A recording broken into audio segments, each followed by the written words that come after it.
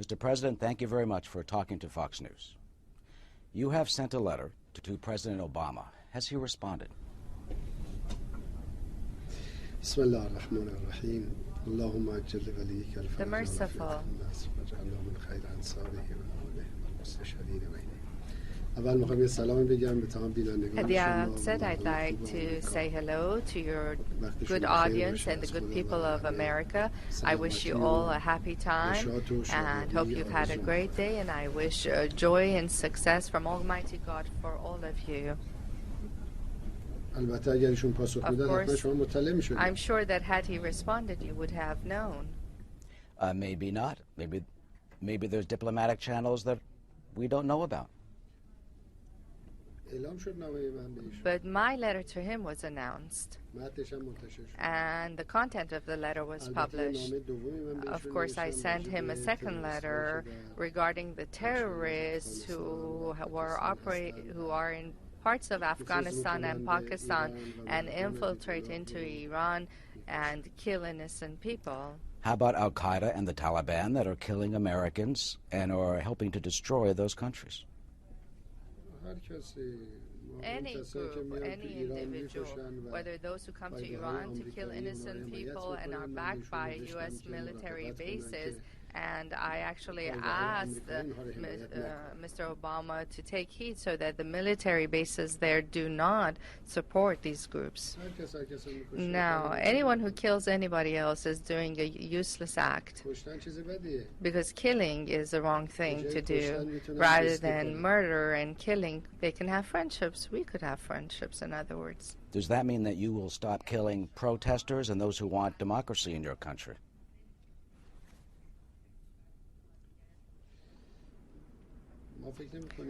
We don't feel that when you clash with the police, you're seeking democracy. When you kill a police man, do you think that that is calling for democracy? I'd like to ask, say, policeman, would you call them a democratic seeker? Well, that's a crime. A democracy seeker? I mean, is killing policemen the equivalent of seeking democracy? But you have protesters and people who want democracy in your country.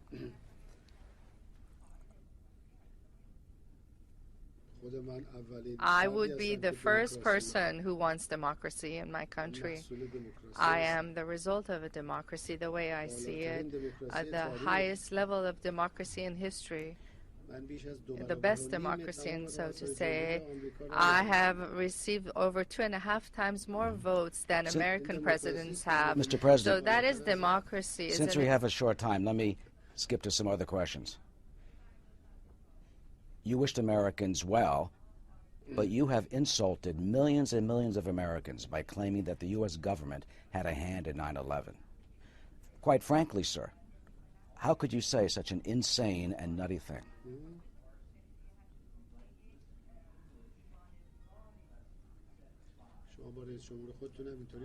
Would you address your own president the same way? Would they ever allow you to? In terms of that remark, sir, in terms of those remarks... You probably didn't read the full Yes, I was there yesterday. What evidence do you have that the U.S. government is responsible for 9/11? Well, you're smiling. Well, if you like to talk, please do that. It sounds to me that you want to give a speech, so please do. I don't think you need me to respond to you. It's your television network. I'm just asking a question. Let me then switch to something else. You're not even allowing me to respond. Go ahead. And you insult me as well. I announced and actually suggested 3 theories. And these 3 theories are present here in the minds of American people. Numerous books have been written on them. Do you believe yourself? Do you believe that the government had a hand in 9/11?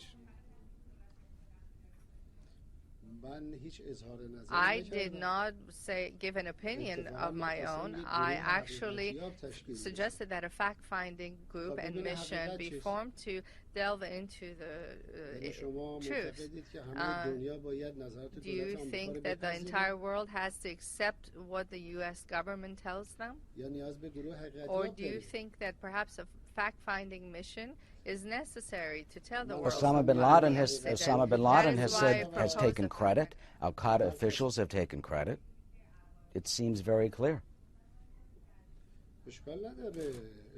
That's fine, but the fact-finding mission can shed light on who the perpetrators were. Who is Al-Qaeda? Who is, where does it exist? Who was it backed by and supported? All these should come to light.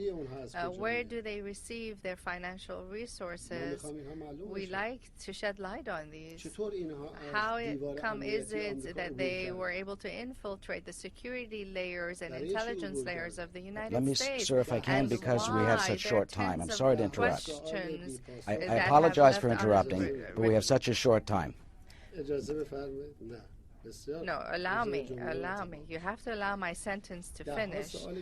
There are tens of sentences that have remained unanswered over this incident. Over 1 million people have been killed in our region alone. Every day people are being killed. Even American troops are being killed. Why? It must become clear what the cause of this incident was. And once that is clear, we can then remedy the problem there. Right now, we have a blind war going on in Afghanistan, in Pakistan, and in Iraq. Has terrorism been eliminated? It has not. The policies of the U.S. government in Afghanistan and Iraq are incorrect. They're wrong policies. Why were Afghanistan and Iraq occupied? Because of September 11. If there's a fact-finding mission to identify exactly who was behind September 11 and what the problem was, then all countries can gather together and solve the problem.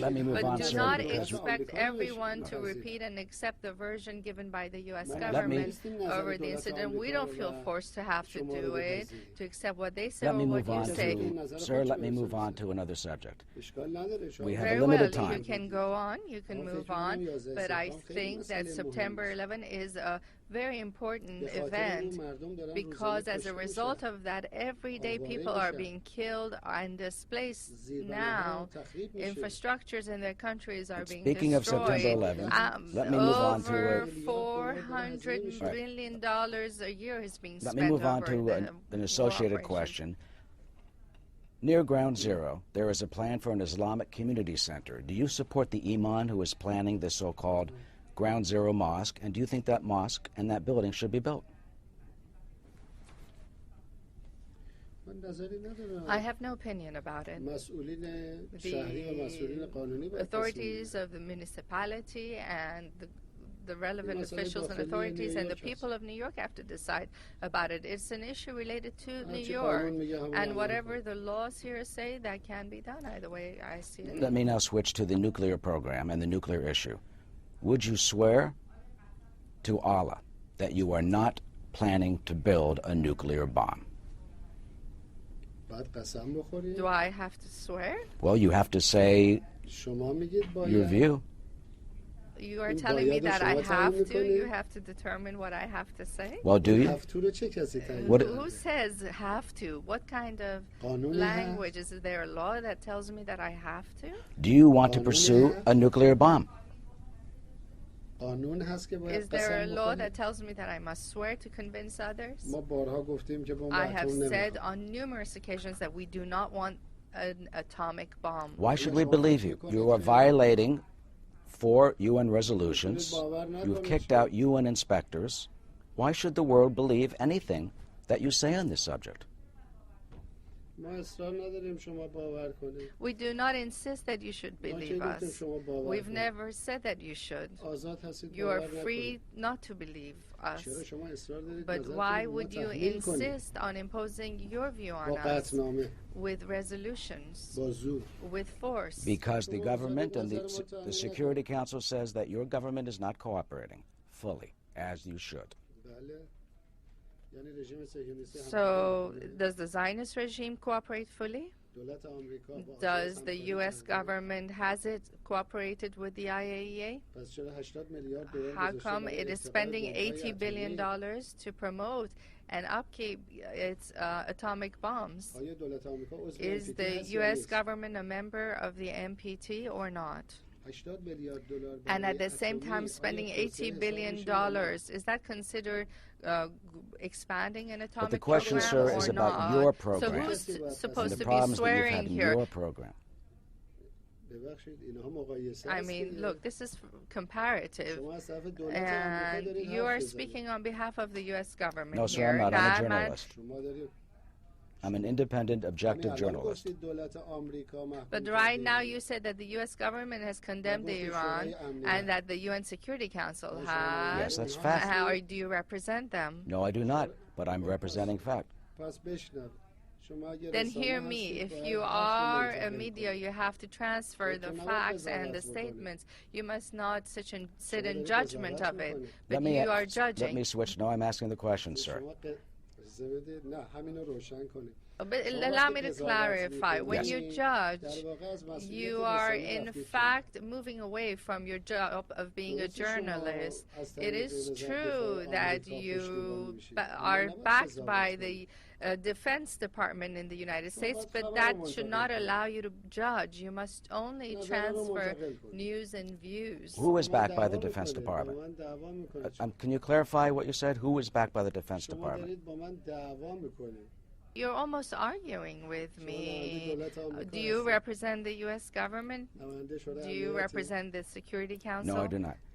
Let me ask another question. You have said that you want to wipe Israel off the map. Would you feel safer if Israel did not exist? It cannot harm our safety and security.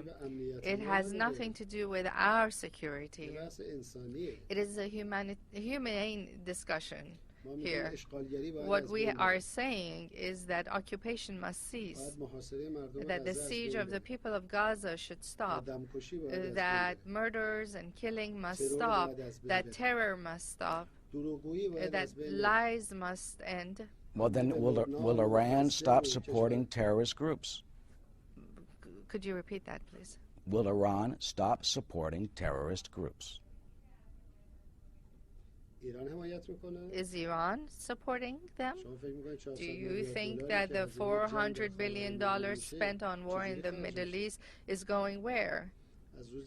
From the day the American troops and the Allied troops entered Iraq and Afghanistan, terrorists has increased 100-fold. Just 2 days ago, they carried out an explosion, a terrorist attack in Iran, and killed women. And a month before that, they set a bomb and exploded it in a mosque, which killed a large number of people. We are victims of terrorism. Let me switch. We are victims of terrorism. The Zionist regime is the statue of state terrorism. Would you support Israel if it renounced Zionism? Yes, we are opposed to Zionism. We say that in Palestine, people must be allowed to decide. That they have a right to national sovereignty and exercise that right. The Security Council has that, but the Charter cannot be enforced as such. How does that work? And let me switch to another question because of our time. Will you release? I'm sorry to interrupt. Has allowed the Palestinian nation the right to national sovereignty. Why is nobody following the Charter of the United Nations with regards to the right of the Palestinian people? We're saying that the Palestinian nation must be allowed to decide for itself and that occupiers must leave. Everybody must return to their own homes. And then the problem will be resolved. Speaking of returning to your own homes, if I can ask you another question, will you release the 2 American hikers? You can do it right now. You can announce it at this moment in front of this camera that you will release the 2 American hikers who are still being held. Could you tell me, like, for example, that 2.5 million American prisoners would suddenly be released today or tomorrow? So you're saying it will have to go through Why the are they judicial in prison system? in the first? Yes. Would you meet with Benjamin Netanyahu? Why should I meet with him? Are you ordering me to? No, I'm asking. It seems like you're ordering me to now. What would you say to him? Why should I meet him? Or no, I will not meet with him. And of course, my message is that they should return to their own homes.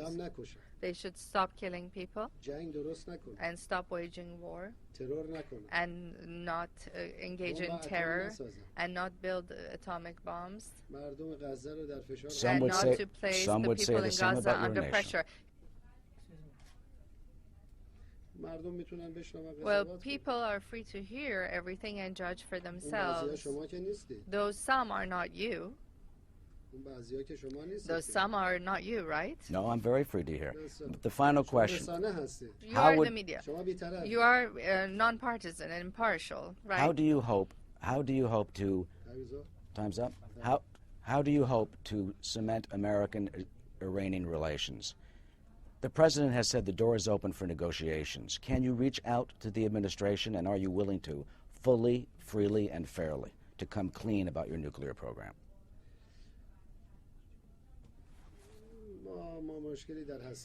We don't see a problem with our nuclear program, and we are not trying to come clear so that everybody can rest assured of anything, because from the day that we exercise our own freedom and exercise democracy, the American officials seem to be concerned for us. Ever since we forced dictatorship out of our country that was dependent on the United States, they have not had a rest. So it's not our job to make others rest. But if the U.S. government accepts international law and justice and fairness with regard to us and respect to us, then opportunities will be before it. The U.S. government says you should do the same. But if it's going to continue the same way it has so far, the conditions will remain the same. And do you believe the Mahdi is coming soon?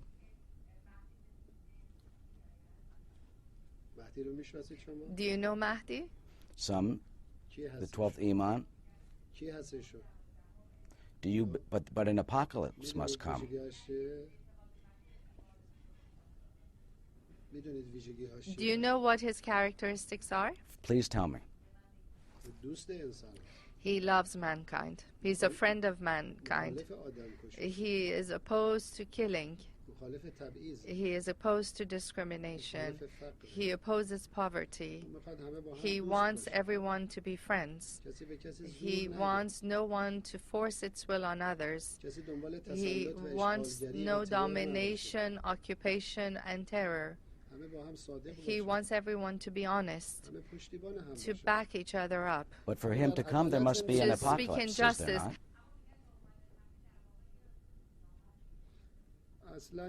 Not at all. He will come to end the murders, to end the occupations, to make everyone friends, so that everyone will love each other. Is it wrong for such person to come and arrive? We think it's good. We think the world needs it, and he will come. Thank you. It's much sooner than you think or would know. Thank you.